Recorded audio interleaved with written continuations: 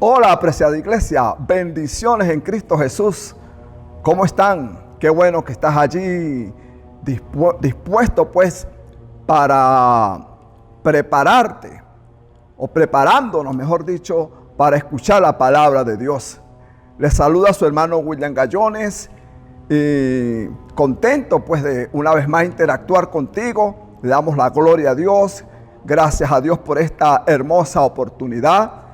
Y a nuestros apóstoles, Hernando y Fabiola de Brochero, quienes siempre pues le están enviando un saludo. Les comparto pues el saludo muy caluroso, muy afectuoso de nuestros apóstoles. Quiero que allí un momentico cierre tus ojos y oremos al Señor. Padre, en esta hora invoco tu ayuda, invocamos tu dirección, Espíritu Santo, para que esta palabra que va a ser ministrada llegue al corazón de cada uno de los oyentes. Señor, que esta palabra sea para renovación, restauración y fortaleza. En el nombre de nuestro Señor Jesucristo, amén. Apreciados hermanos, te invito a que abras tu Biblia en el libro de Primera de Crónicas, capítulo 13, versículo 12. Dice la palabra de Dios: y David temió a Dios aquel día y dijo: ¿cómo he de traer a mi casa el arca de Dios? Pero para que comprendamos este texto, quisiera que leyésemos el versículo 1 en adelante de este capítulo 13. Dice: entonces David reunió a todo Israel desde Sior de Egipto hasta la entrada de Hamat, para que trajesen el arca de Dios de Kiriat Jearim. Y subió David con todo Israel a Baala de Kiriat Jearim, que está en Judá, para pasar de allí el arca de Jehová Dios, que mora entre los querubines, sobre la cual su nombre es invocado. Y llevaron el arca de Dios de la casa de Abinadab en un carro nuevo, y Usa y Ahío guiaban el carro. Y David y todo Israel se regocijaban delante de Dios con todas sus fuerzas, con cánticos, arpas, salterios, tamboriles, címbalos y trompeta. Pero cuando llegaron a la era de Kidón, Usa extendió su mano al arca para sostenerla, porque los bueyes tropezaban. Y el furor de Jehová se encendió contra Usa y lo hirió, porque había extendido su mano al arca, y murió allí delante de Jehová. Y David tuvo pesar, porque Jehová había quebrantado a Usa, por lo cual llamó a aquel lugar Pérez Usa hasta el día de hoy.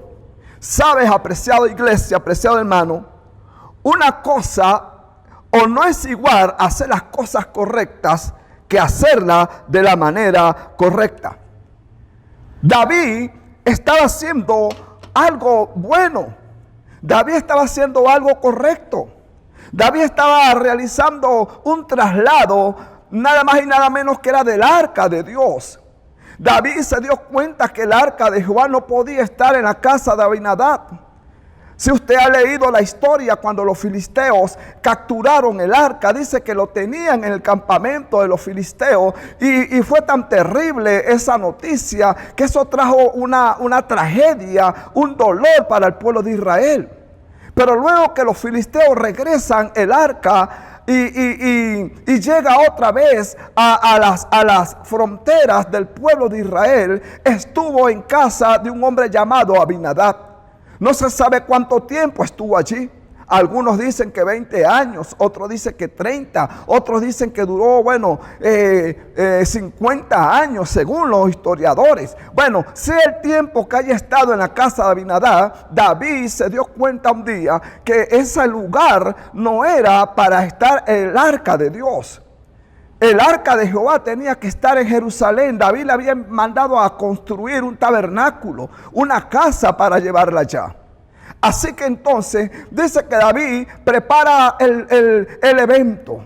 Imaginémonos por un momento, de pronto, como en esa época no había televisor, bueno, de pronto no es que no había televisor, no había radio, no había internet, las noticias no llegaban rápido, así que David buscó, mensajeros. Yo me imagino que las personas llegaban de pueblo en pueblo y decían, atención, atención, este 26 de julio no te puedes perder la gran marcha, todos a Kiriath-Jearim, a llevar el arca del pacto a Jehová. Ánimo, tú tienes que estar allí. Y entonces se iban para el otro pueblo y la gente emocionada. Yo me imagino que las personas en las casas se decían, tú vas a ir para la marcha. Claro que voy a ir, vamos a llevar el arca de Jehová para Jerusalén. Y entonces los mejores cantores, los mejores músicos, David organizó todo se preparó con alegría. Llegó la gente ese día, la multitud estaba eufórica, los músicos, David organizando todo. Me imagino a David que le diría a unos carpinteros, a algunos ebanistas, prepárenme una carreta muy bonita, vamos a llevar el arca de Dios. Así que de pronto algunos carpinteros se emocionaron, hicieron una hermosa carreta, le pusieron tremendas ruedas. A lo mejor digo, mire mi rey, estas ruedas son de hierro, estas van a resistir. Buscaron los mejores bueyes, unos bueyes resistentes, gordos y con mucha fortaleza. Lo enyugaron a los dos. Entonces dice que David también asignó a uno llamado Usa y a uno llamado Ahío para que llevara a cada uno de ellos a los bueyes. Y comienza, vamos a decir, la peregrinación. Así que entonces David dice, bueno, que comience la música. Y ahí van tocando las trompetas, ahí van los tambores, o sea, ahí va la percusión, los instrumentos de aire y la gente danzando. Dice que David danzaba, dice que la gente se alegraba, todo iba saliendo bien, todos iban con emoción. Y de pronto dice la palabra que cuando estaban llegando a cierto lugar, dice que los bueyes tropezaron unos con otros. Bueno, es probable que a lo mejor el camino estaba muy empedregado, habían huecos, no sabemos, pero cuando aquellos bueyes chocan unos con el otro, el arca tiende que se va a caer. Y uno de ellos que llevaba esos bueyes, Usa, con toda la buena intención, va a hacer lo correcto, porque bueno, lo lógico es, si se va a caer, nada más y nada menos que el arca de Jehová, lo más correcto es que alguien lo toque. Pero dice que este hombre toca el arca de Dios para que no se caiga, y dice la Biblia que allí murió. Ahora no sabemos si fue un infarto, no sabemos si de una vez el hombre apenas tocó, hubo una descarga eléctrica, no sabemos si de momento el hombre siguió conduciendo los bueyes y comenzó a sentirse mal, le empezó a doler la cabeza, le empezó una fiebre, pero lo cierto del caso es que se puso mal y murió. Yo me imagino que se detuvo la marcha, se detuvo la caravana. Le llega el informe a David. David va a ver a Usa. Ahí estaba Usa. A lo mejor no sabemos si habló con él. ¿Cómo te sientes, Usa? No sé, mi rey, me duele la cabeza, tengo mucha fiebre. No sabemos. Pero lo cierto del caso, que ese hombre murió allí en la presencia de Dios, porque el arca no era que ese era el lugar donde Dios vivía, sino era una forma, representaba la presencia de Dios. Ahora, cuando lo correcto, lo que venía haciendo David, la alegría, la fiesta, se torna ahora en un dolor, en un luto, David llegó a reflexionar. Entonces David hace una pregunta que era la que tenía que haber hecho al principio. David entonces le dice a Jehová, entonces ¿cómo llevo el arca a tu casa? Entonces ¿cómo la traslado? Si no me respaldaste, ¿qué hice mal? ¿Qué salió mal? Entonces en la reflexión David se da cuenta que había cometido un error. Sabes, apreciados hermanos, las grandes empresas, la gran mayoría de todas las empresas, trabajan con lo que ellos llaman manual de procedimiento. Y como lo explican, que un manual de procedimiento es un documento de sistema de control interno.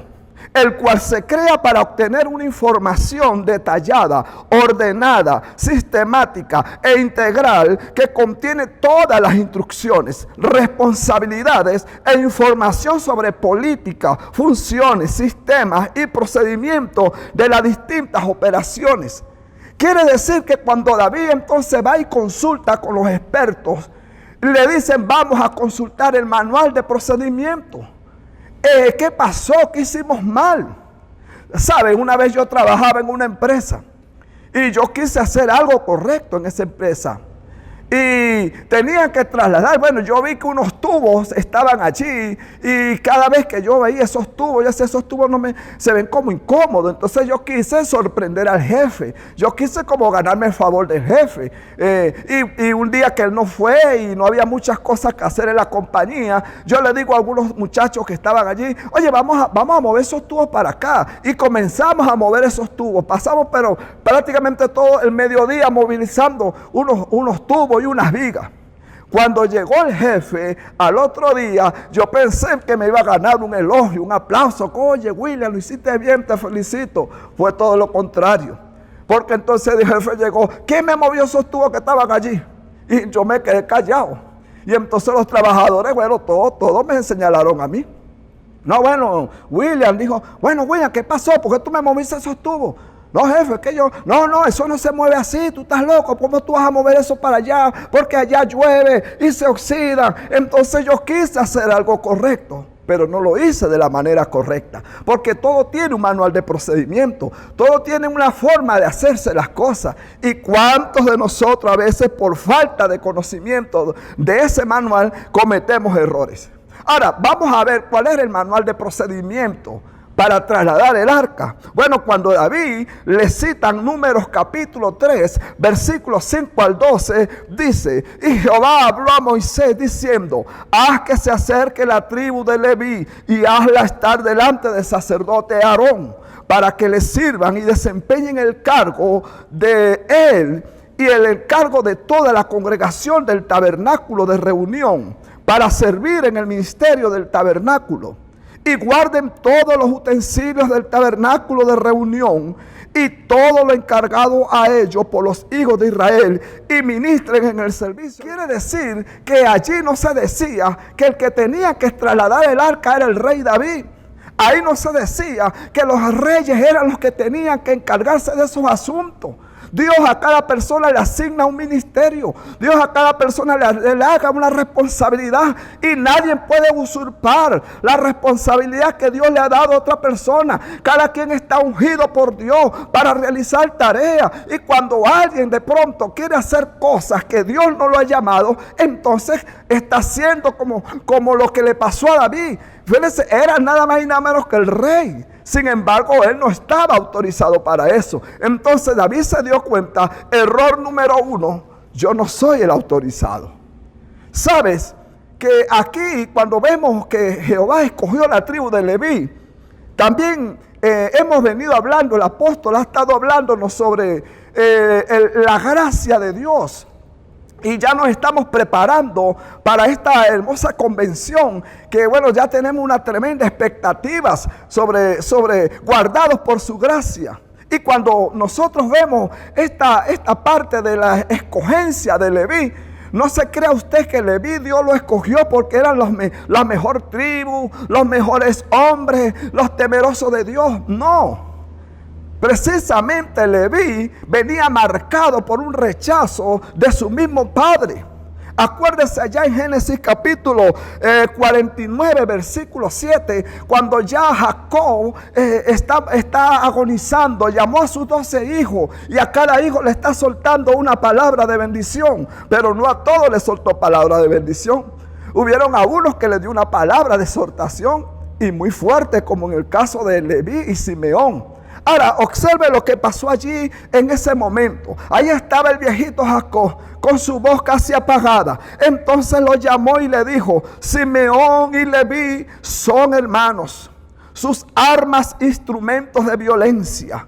En su consejo no entre mi alma, a su asamblea no se una mi gloria. porque en su ira mataron hombres y en su obstinación desjarretaron bueyes. Maldita su ira, porque es feroz, y su furor, porque es cruel. Los dividiré en Jacob y los dispersaré en Israel.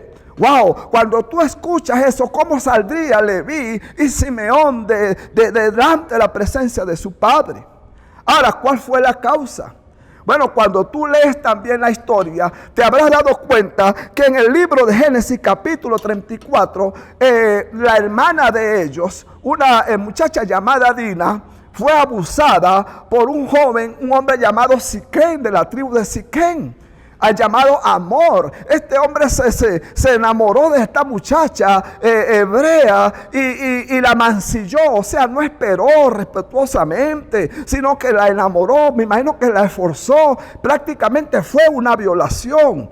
Y cuando Jacob se enteró de eso, bueno, eso le dolió. Y cuando llegaron sus hermanos del trabajo, Jacob le cuenta a sus hermanos y todos se molestaron. Ahora, aquel hombre dice, es que yo amo a esta muchacha, señor Jacob, me gusta, yo estoy enamorado, ¿qué tenemos que hacer? Dígame cuánto tenemos que pagarle.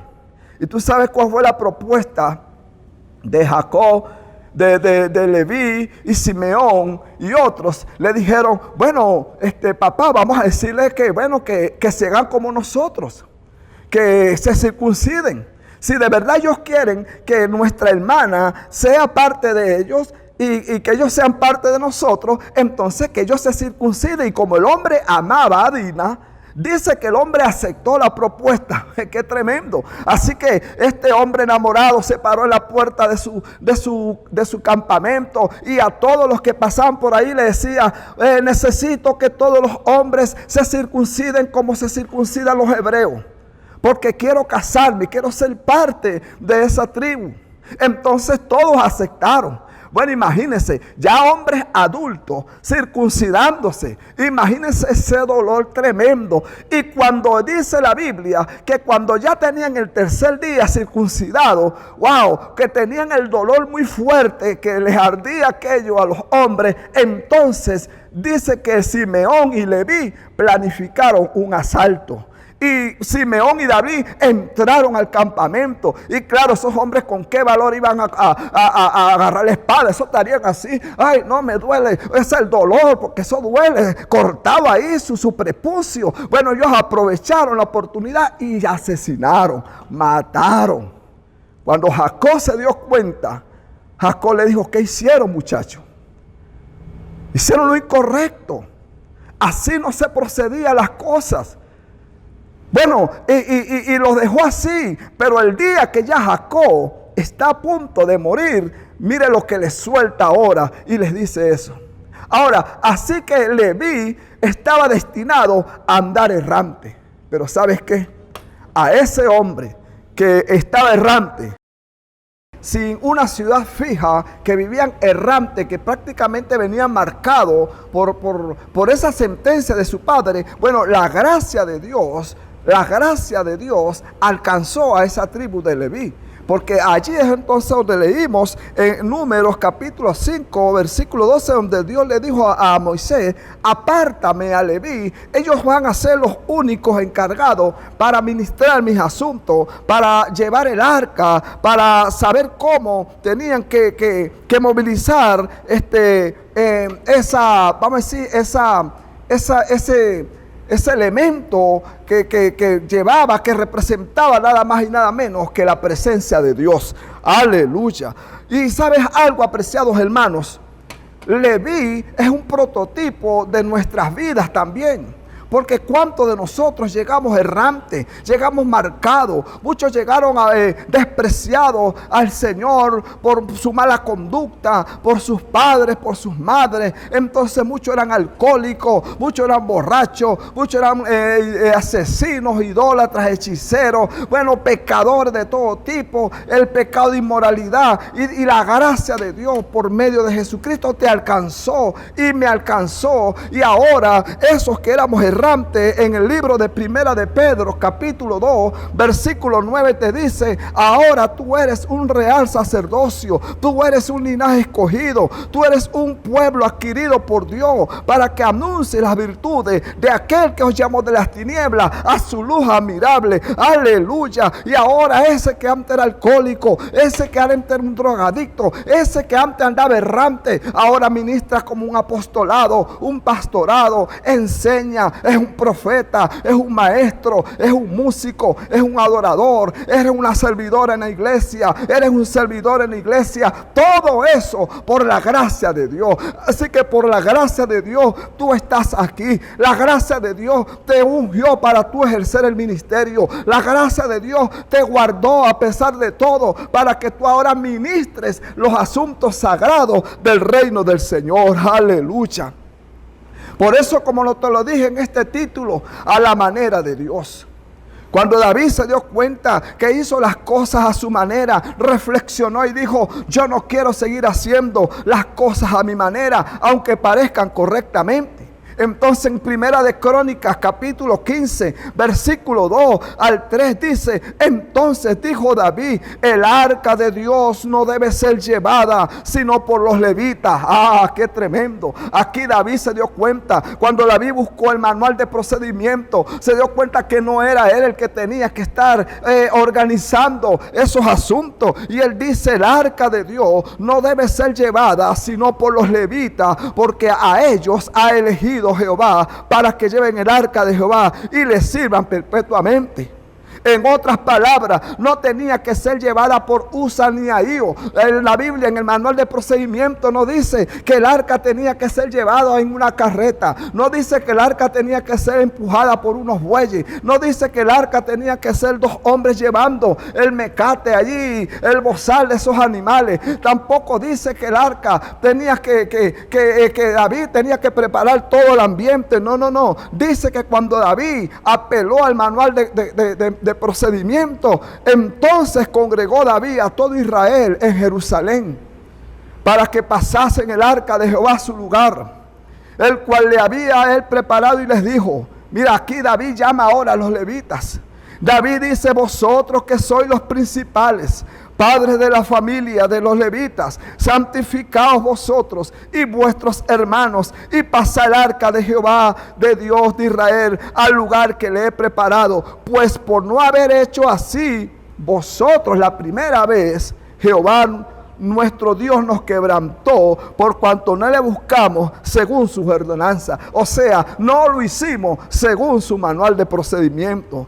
Y en Primera de Crónicas capítulo 15 versículo 14 dice: así los sacerdotes y los levitas se santificaron para traer el arca de Jehová, Dios de Israel. Y los hijos de los levitas trajeron el arca de Dios puesta sobre sus hombros en las barras, como lo había mandado Moisés, conforme a la palabra de Dios. El manual de procedimiento de Dios decía que era sobre los hombros de los levitas. Según el procedimiento de David, era sobre una carreta empujada con bueyes.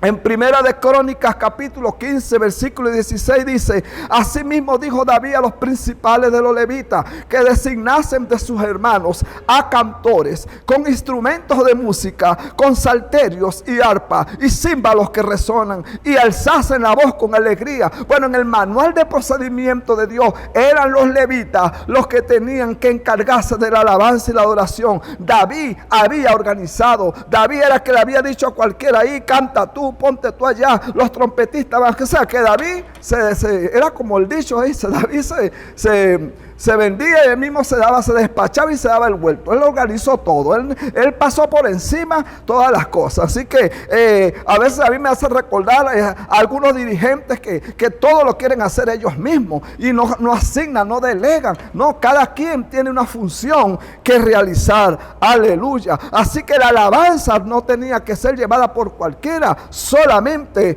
los autorizados. ¿Sabes qué, apreciada iglesia? Hay alguien que dice por ahí: a la tercera va la vencida.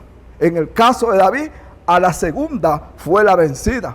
Porque cuando se fueron al manual de Dios, cuando hicieron las cosas correctas a la manera de Dios, entonces todo terminó en paz. Dice en Primera de Crónicas 16:1, así trajeron el arca de Dios y la pusieron en medio de la tienda que David había levantado para ella. Y ofrecieron holocausto y sacrificio de paz. Aleluya. Todo terminó en alegría. Todo terminó en felicidad.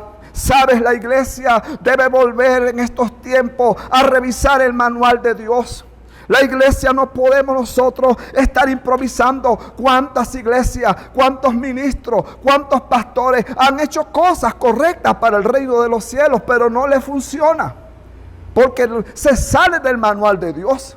Viene a mi mente el testimonio cuando el apóstol Brochero comenzó en su ministerio pastoral. Él nos contaba a nosotros que él veía que la iglesia estaba creciendo, que cuando él lo delegaron acá en Chacao y muchos hermanos querían pues atención de consejería y habían algunos que no le daban chance, y llegó un momento donde el pastor le preguntó al Señor: Señor, ayúdame a crecer en el ministerio, ayúdame a organizar, que nadie esté descuidado. Y dice el apóstol que el Señor le habló algo así como: si tú haces lo que yo hice, te va a ir bien.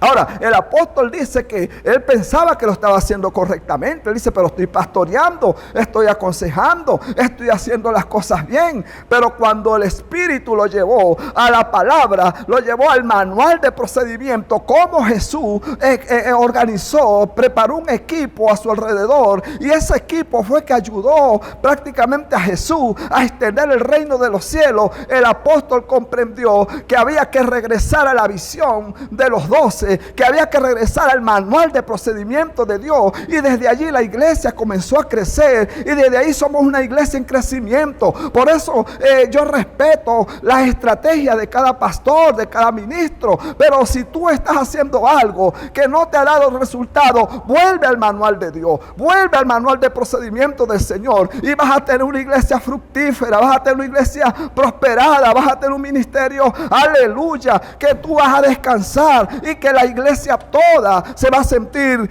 atendida por el Señor. En el manual de procedimiento nos dice en el libro de Mateo 28:19, por tanto, y hacer discípulos a todas las naciones, bautizándolos en el nombre del Padre, del Hijo y del Espíritu Santo. Y a eso es que tenemos que regresar a la iglesia. Aleluya. La iglesia, a pesar de este confinamiento, de este aislamiento, no podemos hacer las cosas quizás a mi parecer. No, dice que el manual que Dios estableció es que hagamos discípulos. Estamos llamados a ser discípulos. Tú eres un líder, abre tu célula. Tú no te puedes salir del manual de Dios. Y cuando nos vamos precisamente a hacer lo que Dios nos ordena, vamos a tener éxito.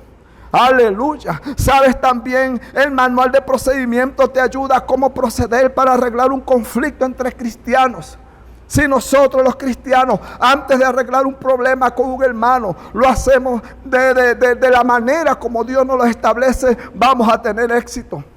¿Cuántos cristianos se incomodan, se molestan entre ellos? Pero cuando vayas a arreglar un asunto con tu hermano, vea el manual de procedimiento. Dice Mateo 18:15-17, y si tu hermano peca, ve y repréndelo a sola. Y si te escucha, has ganado a tu hermano. Y allí en Mateo 18:15-17, el Señor te está diciendo cómo tienes que proceder. También en este manual de procedimiento del Señor nos dice cómo proceder para arreglar conflictos entre matrimonios. Padres e hijos, yernos con suegras, suegras con yernos. ¿Cuántos esposos cristianos se salen del procedimiento de Dios? ¿Cuántas familias se salen del procedimiento de Dios y arreglan las cosas a su manera y no les funciona? Y tratan de arreglar las cosas y no les funciona. Y cuando uno le dice: hermana, ¿has apelado al manual de procedimiento de la Biblia? No, no lo he hecho. Bueno, vamos a ver qué te dice el manual de procedimiento. Santiago 1:19-20 te dice: sabéis, mis amados hermanos, pero que cada uno sea pronto para oír, tardo para hablar, tardo para la ira, pues en la ira del hombre no obra la justicia de Dios. Cuando tú apelas a este manual y pones en práctica esto, los conflictos los vas a solucionar rápidamente. También hay cristianos que quieren hacer de su manera de servir al Señor un estilo propio. Y algunos dicen, ok, es cierto, ahorita estamos en la situación pandemia, son pocas las iglesias que abren, son algunos hermanos que se están resguardando. Esa es una gran verdad, pero ¿cuántas personas que tienen la posibilidad de movilizarse, de reunirse con un hermano, ni siquiera se reúnen, ni siquiera asisten a la iglesia, ni siquiera tratan de invitar a un hermano a su casa? Vamos a cantar, vamos a orar, vamos a leer la Biblia. Hay personas que invitan a inconversos a su casa, pero no invitan a un cristiano, no invitan a un hermano en la fe que te va a ayudar, porque el Señor te dice, donde hayan 2 o 3 reunidos en mi nombre, allí estoy yo. Aleluya. Quizás no te puedes mover a la iglesia local, pero por lo menos haz un esfuerzo y reúnete con alguien que te pueda motivar en la fe. Conclusión, apreciada iglesia. ¿Sabes? Dios nos está llamando a revisar nuestros caminos y ver en qué nos hemos desviado y volvernos a retomar el manual de procedimiento del Señor. En el libro de Jeremías 7, versículo 1 al 3, dice que Jehová le dijo a Jeremías, palabra de Jehová que vino a Jeremías diciendo, ponte a la puerta de la casa de Jehová y proclama allí esta palabra y di, oí palabra de Jehová a todo Judá, los que entráis por estas puertas para adorar a Jehová. Así ha dicho Jehová de los ejércitos, Dios de Israel, mejorad vuestros caminos y vuestras obras, y yo os haré morar en este lugar. Pienso que en este tiempo Dios también te está llamando a reflexión, mi hermano. ¿Qué ha sido la pandemia para ti? ¿Qué ha sido este confinamiento para ti?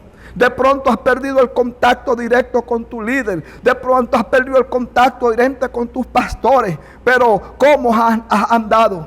¿Qué sientes que has fallado pensando que lo estás haciendo bien? Bueno, el Señor te dice, vuelve otra vez al manual de Dios. ¿Qué tienes que mejorar tú? ¿En qué consideras que te has desviado? ¿Sientes que aunque has estado haciendo las cosas correctas, todo se ha detenido? ¿Por qué no le decimos a Dios como le dijo David? David temió a Dios aquel día y dijo, ¿cómo he de traer a mi casa el arca de Dios? ¿Te has preguntado, Señor, cómo entonces debo llevar mi matrimonio? ¿Cómo debo corregir a mis hijos? ¿Cómo debo emprender este negocio? Señor, ¿qué hice mal? ¿En qué te he fallado? Llévame, Espíritu Santo, tráeme la revelación de tu palabra para volver a hacer, aleluya, lo que a ti te agrada. Es probable, amado hermano, que lo que estás haciendo es correcto. A lo mejor no estás haciendo algo pecaminoso. No estás haciendo algo que está dañando a tu familia o dañando a tu prójimo, pero sientes que se ha detenido.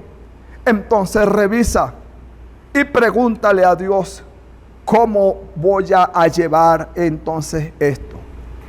Y cuando tú le preguntes a Dios, Él te va a dar la respuesta. Que muchos estamos haciendo cosas buenas, pero fuera del manual de procedimiento del Señor. Que esta palabra, que esta enseñanza, apreciada iglesia, apreciado hermano, nos lleve a reflexión y nos vuelva a meter o a introducirnos en el camino correcto. Voy a orar a Dios para bendecir tu vida y para que el Espíritu Santo nos ayude a corregir muchas cosas. Padre, te doy gracias. Bendigo a esta iglesia. Bendigo a este hombre y a esta mujer. Bendigo la vida de mi hermano, Señor. Padre, que esta palabra haya traído una reflexión y un alto en el camino a cada persona que venía, Señor, desprevenida, haciendo cosas que probablemente para él son correctas, pero no eran a tu manera. Espíritu Santo, ayuda a la iglesia a hacer las cosas a la manera tuya.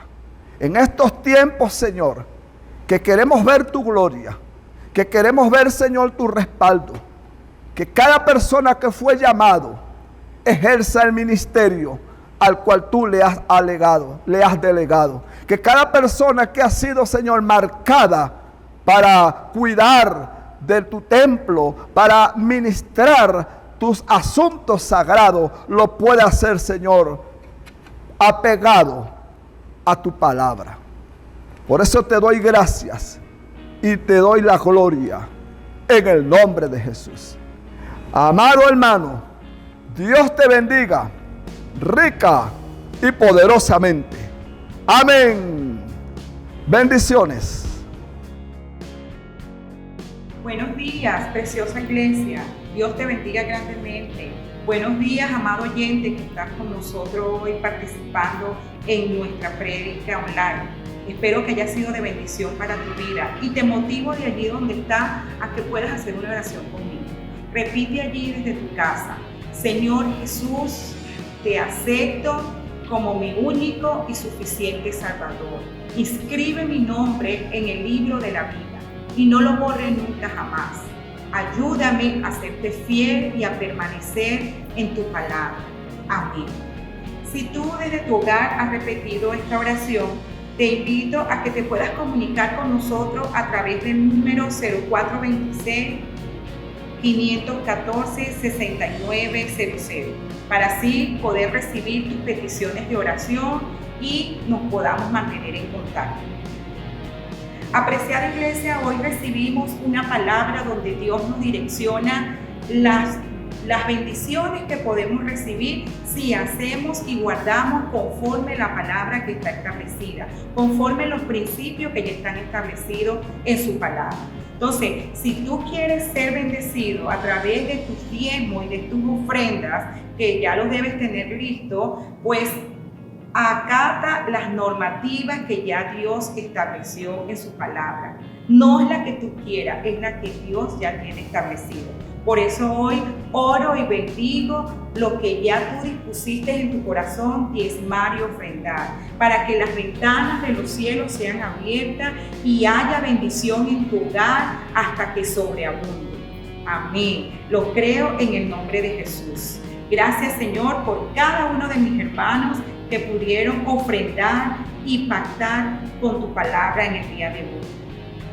Iglesia, quiero informarte que ya pronto se acerca nuestra convención FISAPE 13 y 14 de agosto, vía online, donde toda la iglesia se está preparando a través de oraciones, de ayuno, de vigilia, para dar la bienvenida a este magno evento que estamos con ansias esperando. Por eso te motivamos que si no te has inscrito, si no tienes la información, comunícate con tu líder, comunícate con tu pastor inmediato para que te dé la información necesaria y no te quedes por fuera y no dejes de recibir esta bendición. Tenemos conferencistas invitados, nuestro apóstol y pastores locales.